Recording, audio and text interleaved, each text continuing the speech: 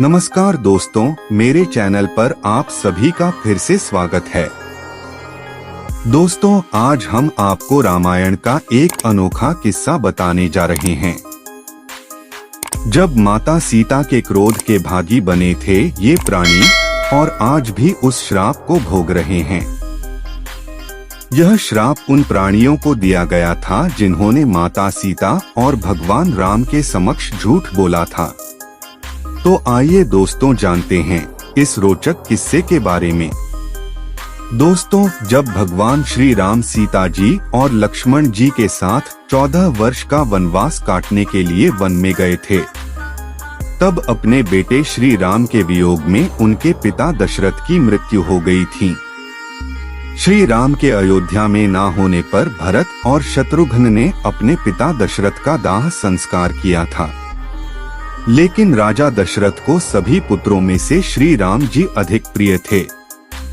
श्राद्ध पक्ष में भगवान राम, लक्ष्मण और माता सीता अपने पिताजी का पिंडदान करने के लिए बिहार के गया धाम पहुँचे। वहां ब्राह्मण ने भगवान श्री राम और लक्ष्मण को श्राद्ध कर्म के लिए आवश्यक सामग्री जुटाने के लिए कहा।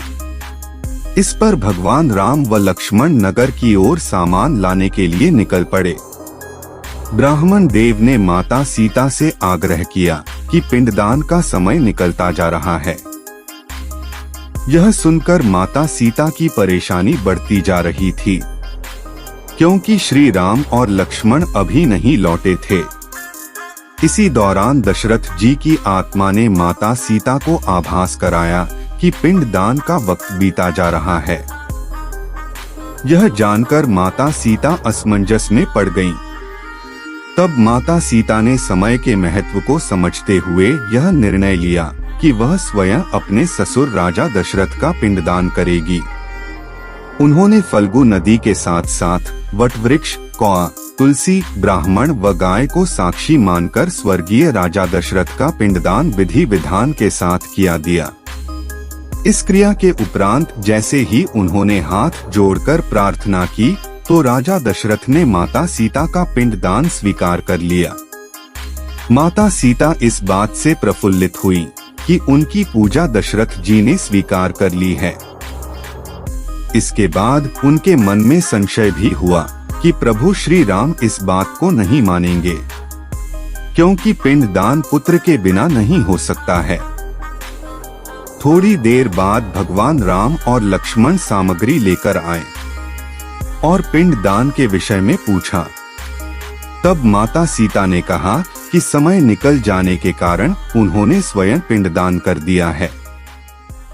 प्रभु राम को इस बात का विश्वास नहीं हो रहा था कि बिना पुत्र और बिना सामग्री के पिंडदान कैसे संपन्न और स्वीकार हो सकता है।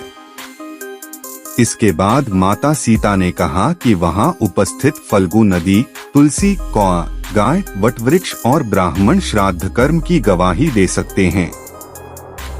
तब भगवान राम ने इन सब से पिंडदान किए जाने की बात को पूछा। तब इन सब फल्गु नदी, गाय, कौआ, तुलसी और ब्राह्मण ने प्रभु राम का क्रोध देखकर झूठ बोल दिया कि माता सीता ने कोई पिंडदान नहीं किया है।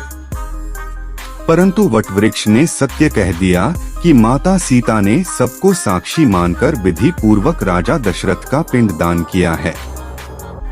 पांचों साक्षी के झूठ बोलने पर माता सीता ने क्रोधित होकर उन्हें आजीवन श्राप दे दिया। फल्गु नदी को श्राप दिया कि वह सिर्फ नाम की नदी रहेगी, उसमें पानी नहीं रहेगा। इसी कारण फल्गु नदी आज भी बिहार के गया नामक स्थान में सूखी पड़ी है। गाय को श्राप दिया कि गाय पूजनीय होकर भी सिर्फ उसके पिछले हिस्से की पूजा की जाएगी और गाय को खाने के लिए दर बदर भटकना पड़ेगा। आज भी हिंदू धर्म में गाय के सिर्फ पिछले हिस्से की ही पूजा की जाती है।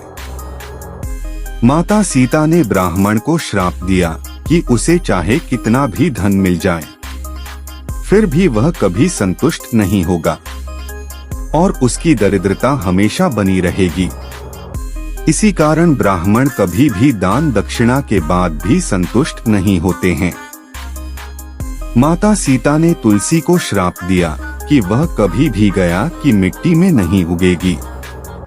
यह आज तक सत्य है कि गया की मिट्टी में कभी तुलसी नहीं उगती। और कौआ को हमेशा लड़ झगड़ कर खाने का श्राप दिया था।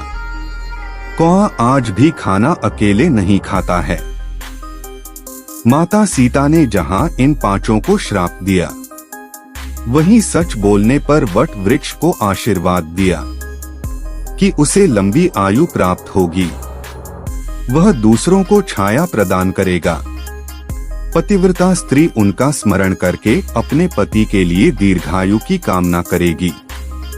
दोस्तों, यह थी माता सीता के दिए गए श्राप के विषय में जानकारी जो माता सीता ने इन जीवों को दिया था। दोस्तों, आपको यह जानकारी कैसी लगी? यदि अच्छी लगी हो तो कृपया वीडियो को शेयर व लाइक करें और मेरे चैनल को सब्सक्राइब भी करें।